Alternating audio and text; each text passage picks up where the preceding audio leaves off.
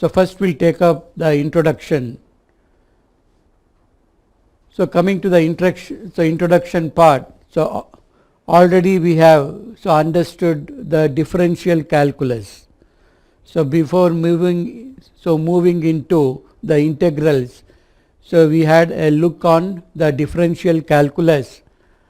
So where we can say that the differential calculus is centered on the concept of the derivatives. So we have already seen that. So trying to recall, so what is the meaning of a differential calculus and integral calculus? So we will be able to understand. So differential calculus is centered on the concept of the derivatives. Say if a function f is differentiable in an interval I, so that is its derivative f dash exists at each point of I and is given as f dash at each point of I. So now we can determine, or can we determine the function in this case?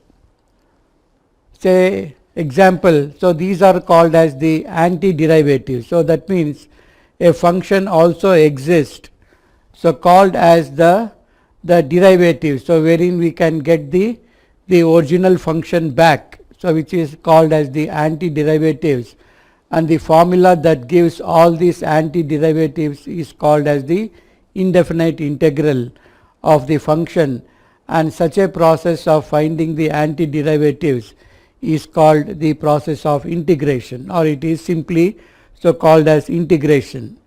So therefore we can say that the development of integral calculus arises in solving the problems of the following types.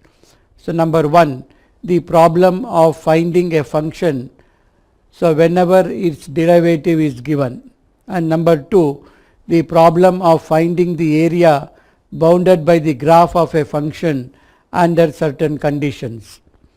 So therefore these two problems lead to the two forms of integrals, so that is the indefinite integral and the definite integral, so which together will constitute the integral calculus. So now having understood about